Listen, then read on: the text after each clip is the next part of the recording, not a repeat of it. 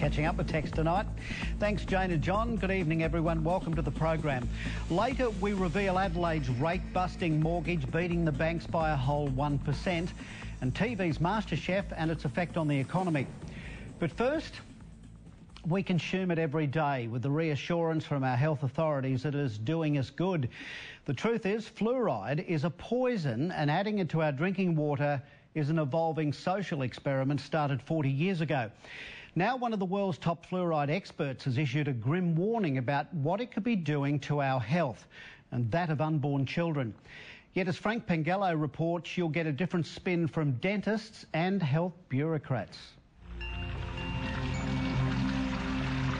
We consider that as a poison. Why should a poison be in drinking water? The poison is fluoride. It's there because government health bureaucrats and dentists tell us it's for our common good, for reducing tooth decay, and at levels which won't harm you. That doesn't wash with Professor A.K. Sushila. They should realise it's the poisonous substance. It doesn't promote health. It is a disease-causing agent, and fluoridation should be stopped as early as possible. Professor Sushila is one of the world's leading experts on fluoride. Her own extensive research, along with 70 years of data in India, backs up what she's saying, and it's most disturbing. I would consider a pregnant mother taking fluoride-contaminated products, I'm using the word products, which includes water, toothpaste, black tea, processed food products which has fluoride. Any liquid? Anything. Where her urinary fluoride is high, she is going to cause a lot of damage to the fetus, the growing embryo, the infant which is going to be born. The American Dental Association warns against using fluoridated water to mix baby formula. Not so here. They don't read, they are not aware, they don't update themselves, they don't do any research.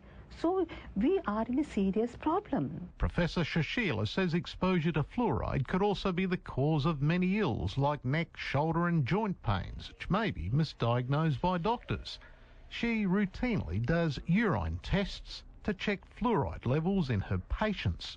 Remove the fluoride ingestion starting from toothpaste, black tea, fluoridated water, whatever, and you bring down the urinary fluoride to normal limits, the patient recovers. Fluoride is also used as a preservative and also lurks in many products we consume. But apart from toothpaste, it's not listed on labels. So it is coming into one's body through many sources, and you are not aware of it. The fluoride that goes into our drinking water is toxic waste from the production of fertiliser. For maybe 100 years, the phosphate fertilizer industry put out two very, very poisonous gases into the environment, hydrogen fluoride and silicon tetrafluoride. Eventually, they were required to capture those, and they did it with a wet spray, water, and that water converts these two very toxic gases into hexafluorosilicic acid. And it's this scrubbing liquor, which is about 25% strong, is put into tanker trucks, driven around the country, and added to our drinking water. Here's what's in the mix made in Australia, a sickening cocktail of heavy metals like arsenic, barium, beryllium, cadmium, lead, mercury, and on it goes, and in much higher concentrations than is allowed for lead and arsenic. Why should you make people drink a poisoned water? Well, it's forced medication for the masses, and there are more than 1,000 doctors and scientists around the world who, like Professor Sushila, condemn what's going on.